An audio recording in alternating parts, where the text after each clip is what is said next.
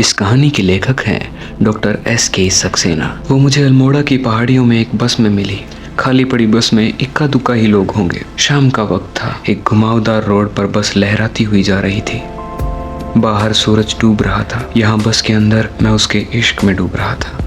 वो बेपरवाह से कुछ सोचती हुई बैठी हुई थी, कहीं खोई हुई। उसकी उदास सी आंखें न जाने क्या राज लेकर बैठी थी। मैं एकटक उसको देखते जा रहा था। देखने में पहाड़ी नहीं लग रही थी। सच बताऊं तो उसकी खूबसूरती में एकदम खो सा गया था। अचानक वो मेरी ओर पलटी और मैं हक्का बक्का रह गया। मेरी चोरी पकड़ी जा चुकी थी। उसने मुस्कुराकर मेरी ओर देखा और फिर उसने आंखों में उदासी भर ली, जैसे किसी मजबूरी की वजह से वो मुस्कुरा नहीं पा रही हो। फिर कुछ देर तक उसने पीछे मुड़कर नहीं देखा। सूरज डूब चुका था और बस में भी अंधेरा होने लगा था।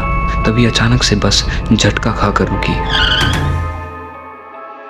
वो उठी और एक नज़र मेरी तरफ मारते हुए तेजी से बस से उतर गई। वहाँ कोई बस स्टैंड नहीं था और आसपास कोई आबादी भी नहीं थी। फिर भी बीच में क्यों बस रुकी, ये सवाल मेरे दिमाग में कौंध ही रहा था। तभी कंडक्टर बोला, इतनी बार बोले हैं बस सही करवा लो, रोज अटक जाती है। अरे बस तो सही है, यहाँ ऊंचाई ज्यादा है ना, तो यहाँ आकर अटक जाती है। पुरानी बस है ना। फिर ठहाका मारकर हंसने लगा। कभी कभी तो हमें भूत प्रेत का चक्कर लगता है, ससुरी यहीं आकर अटक जाती है। कंडक्टर ने घुड़की देते हुए कहा, अच्छा, अब बातें कम बनाओ, शाम का टाइम है, लाइट जला लो और ऊपर वाले का नाम ले लो, वरना भूत भूत करोगे तो सच में आकर चिपट जाएगा। बस चढ़ाई पर धीरे धीरे चढ़ रही थी। मेरी नजर उस लड़की पर थी, पर कान उन दोनों की बातों पर। धीरे धीरे वो मेरी नजरों से ओझल होती जा रही थी और मैं उसको देखे ही जा रहा था। फिर अचानक से वो पलटी, मेरी तरफ देखा और अंधेरे में कहीं गुम हो गई। मैं अपनी सीट छोड़कर आगे की सीट पर आकर बैठ गया और कंडक्टर से बातें करने लगा।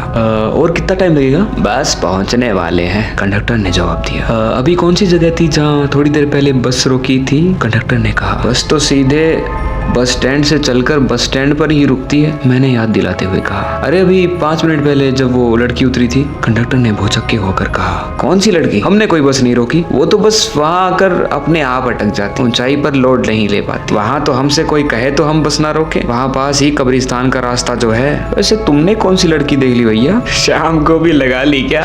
कहकर दोनों ठहाका मारकर हंसने लगे। मैंने चुप रहना ही ठीक समझा। मुझे लगा था दोनों मस्ती के मूड में है, जो मुझसे मस्खरी कर रहे हैं। मैं बस स्टैंड पर उतरा और ऑटो करके होटल की ओर चला गया। एक तरफ से मेरी आंखों में उस लड़की की प्यारी सूरत घूम रही थी, दूसरी ओर उन दोनों की बात दिमाग में घूम रही थी। मैंने अपने प्यार पर यकीन करना ज्यादा जरूरी समझा और उसकी मीठी यादों में खो गया।